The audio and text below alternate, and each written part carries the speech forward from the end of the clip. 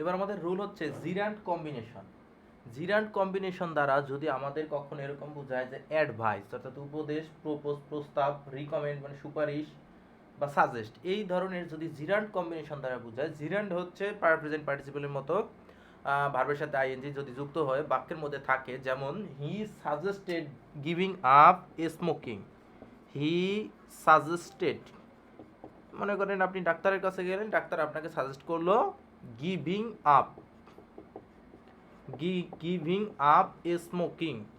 এই বাক্যগুলো কিন্তু সাধারণ বাক্যের মতো না। এই বাক্যগুলো কিন্তু আমাদের বিসিএস বা আমাদের যে ইউনিভার্সিটি কোশ্চেনের মধ্যে কিন্তু এই ধরনের প্রশ্ন আমরা দেখে থাকি। He suggested giving up smoking, মানে সে উপদেশ দিল, সে সাজেস্ট করলো যে আপনি স্মোকিং ছেড়ে দিন। আচ্ছা, এবার এই ধরনের এই যে প্রেজেন্ট পার্টিসিপল আমাদের বাক্যের মধ্যে আছে, দুঃখিত জিরান্ড যে আমাদের বাক্যের মধ্যে আছে, এই জিরান্ড আমরা কিভাবে কমপ্লিট করব?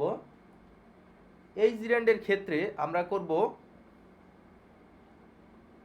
এই অংশটা, এই যে অংশটা আছে আগের মতো, যে এই অংশটা আমরা প্যাসিভ ভয়েস করব না। এই অংশটা আমরা প্যাসিভ ভয়েস করব না। এই অংশটাকে আমরা প্যাসিভ ভয়েস কেন করব না? আমরা শুরুতে দেখাই যে আমরা করলে কি হবে আর যদি না করি তাহলে কি হবে। শুরুতে আমি এটা সঠিক নিয়মটা করি। সঠিক নিয়মটা হবে he suggested that, he suggested that, say suggest করা মানে কি? সাজেস্ট করা মানে তো মনে পড়তেছে না। সাজেস্ট করা মানে সাজেস্ট করা। He suggested that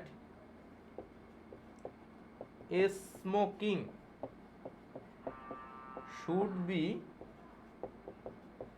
given up. অর্থাৎ এই অংশটাকে আমরা এইটাকে মূল ভার্ব না ধরে আমরা এইটাকে মূল ভার্ব ধরে তারপরে এই অংশটার সাথে একটা দ্যাট যুক্ত করে এই অংশটুকুকে আমরা প্যাসিভ ভয়েস করলাম। Smoking should be given up, অর্থাৎ স্মোকিং ত্যাগ করা উচিত। Smoking should be giving up, smoking মানে ধূমপান ত্যাগ করা উচিত। এবার এটা হচ্ছে আমি যদি এটার সঠিক যে নিয়মটা সেই নিয়মে করলাম। এবার আমি যদি এইটা আমাদের যে নিয়ম আমরা শিখলাম যে সাবজেক্ট ভার্ব আর এইটাকে যদি আমি অবজেক্ট ধরে নিই, এটাকে অবজেক্ট ধরা যাবে, কারণ এটা হচ্ছে একটা জিরান্ড, সাথে এইটা একটা মানে দুইটা নাউন। এইটাকে গিভিং আপ স্মোকিং দুইটা হচ্ছে নাউন, এটাকে ধরা যাবে কারণ জিরান্ড এখানে আছে, এই কারণে এই দুইটা করা যাবে। যেমন আমি এটা কিভাবে বলতে পারি, আমি যদি বলি সুইমিং, সুইমিং সুইমিং মানে সাঁতার কাটা, এটা একটা নাউন। এই নাউন হওয়ার কারণে এটাকে অবজেক্ট ধরা যাবে। যদি আমি এটাকে অবজেক্ট ধরে নিয়ে করি তাহলে আসে giving up smoking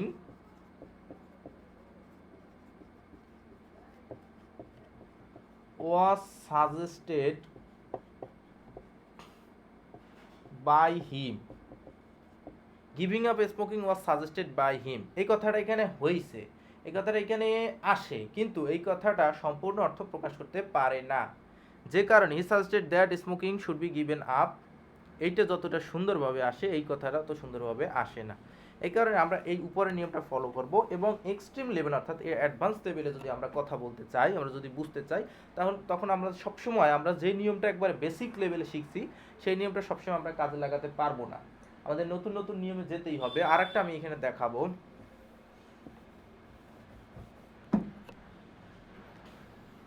she wanted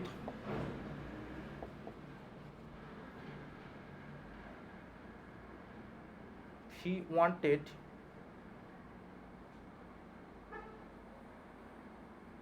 playing football বা প্লেয়িং, আপনি ধরে নিন cards, she wanted playing cards, say card খেলতে চেয়েছিল।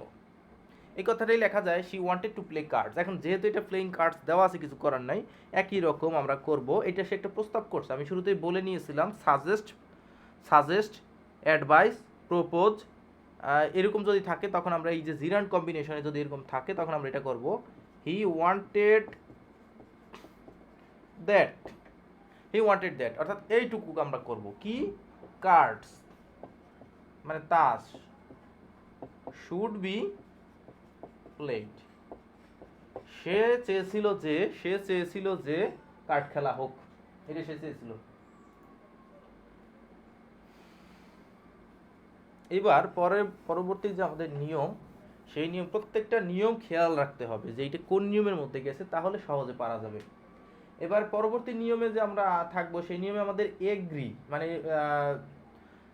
রাজি হওয়া, তারপরে হচ্ছে be anxious, arrange, determined, be determined, decide, demand plus infinitive plus object, এই ধরনের অ্যাক্টিভ ভয়েসকে প্যাসিভ ভয়েসে রূপান্তর করার নিয়ম। এগুলো আমি একটা বই থেকে দেখে বলতেছি, এই কারণে দেখে পড়তেছি।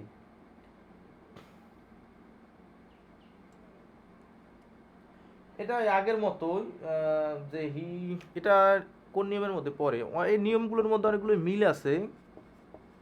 হি decided to buy the car, he decided to buy the car, এটা এটা তো অনেকগুলো নিয়মের মধ্যে পড়ে। এই যে টু বাই, এই যে টু বাই, হি ডিসাইডেড, এই যে ডিসাইড করছে, এই কারণে এটাকে আমরা কোন নিয়মের মধ্যে ফেলাবো, এইটাকে আমরা ফেলাবো, এই অংশটাকে আমরা করব। এখন কেউ যদি কোনো কিছু সিদ্ধান্ত নেয়, তখন কি করে, সে এইভাবে সিদ্ধান্ত নেয় যে এটা করা উচিত। তা আমরা আগের মতোই করব, যে হি ডিসাইডেড দ্যাট দ্বারা আমরা করব, হি ডিসাইডেড দ্যাট, এই যে এই অংশটাকে আমরা করব, কি করব, দ্য কার শুড বি বট। এখন অনেকের মনে এই প্রশ্ন আসতে পারে, এর আগের বার যখন টু বাই ছিল তখন আমরা টু বি দিয়ে করছিলাম, এবার আমরা শুড বি দিয়ে কেন করলাম? শুড বি দিয়ে যদি করা হয়, শুরুতেই বলেছিলাম, যখন মানুষ সিদ্ধান্ত নেয় তখন এইভাবে নেয় যেটা করা উচিত, এইভাবে নেয় না যে এটা করলে ভালো হবেই, এর কোনো মানে আমাদের কোনো গ্যারান্টি নাই। আর আমি যে এখন কথাটা বলতেছি, এটা অনেকটা ঠিক ধামাচাপা দেওয়ার মতো, যে এখানে একটা যুক্তি দেখাইতে হবে, এই কারণে যুক্তিটা দেখানো হলো। বাস্তবিক অর্থে এইটা জিনিসটা সুন্দর হয়। এটি যদি আপনি এটাও বলেন, he decided that the car to be bought, the car to be bought, তাহলে এই কথাটা সেরকমভাবে আসে না। To be bought, to be বটের বাংলাটা এরকম আসে যে কিনতে হয়, সে সিদ্ধান্ত নিল যে গাড়িটি কিনতে হয়, গাড়িটি কিনতে হয় না, গাড়িটি কেনা উচিত, এই কারণে decided that the car should be bought. এটা আসছে হচ্ছে এই যে ইনফিনিটিভেরই আর একটা নিয়ম।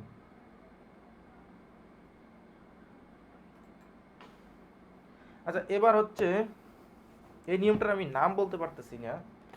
এর পরবর্তী নিয়মের মধ্যে আমরা কি করব, যদি ওয়ান দ্বারা থাকে, ওয়ান ওয়ান ওয়ান দ্বারা এক বোঝায়, আবার ওয়ান দ্বারা একজন বোঝায়। One should take care of one's health. এই ওয়ান্সের বাংলা অনেকেই জানেন, অনেকেই জানে না, তবু আমি বলে দেই। এই ওয়ান্স দ্বারা বোঝায় একজনের। কিভাবে একজনের? আমি যদি বলি রহিমস, এই রহিমস দ্বারা কি বোঝায়? এই রহিমস দ্বারা বোঝায় না অনেকগুলো রহিম, না, এই রহিমস দ্বারা বোঝায় রহিমের। যাদের এই ব্যাপারে আইডিয়া আছে তারা হয়তো মনে মনে হাসতে পারেন যে এত সহজ বিষয়টা বোঝানোর কি আছে, অনেকে হয়তো নাও জানতে পারে, এখানে আমি বলে দিলাম। রহিমস মানে রহিমের। এই যে আমি যদি লিখি ফাদার্স, এই ফাদার্স মানে বাবাগুলো না, এই ফাদার্স মানে এই ফাদার্স, বাবা দিবস, ফাদার্স ডে, এই ফাদার্স দ্বারা বোঝায় বাবার, এই ফাদার্স দ্বারা বোঝায় বাবার্স। এখানে একটা অ্যাপোস্ট্রফি থাকবে, অ্যাপোস্ট্রফি, এই যে এইখানে এই অংশটা থাকবে।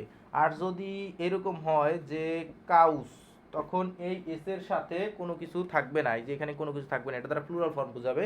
আচ্ছা, one should take care of one's health, মানে একজনের উচিত তার শরীরের যত্ন নেয়া, তার স্বাস্থ্যের যত্ন নেয়া। তাহলে এটা কি হবে? এটা হচ্ছে একটা এটা আমরা বলতে পারি প্রবাদ বাক্য। প্রবাদ বাক্যের মতো, এই কারণে এই প্রবাদ বাক্যের এর কোনো পরিবর্তন হয় না। হেলথ শুড বি টেকেন, এই কেয়ার অফ সম্পূর্ণ আসবে এই আগের নিয়মের মতো, এই যে লুক অ্যাট এর নিয়মের মতো।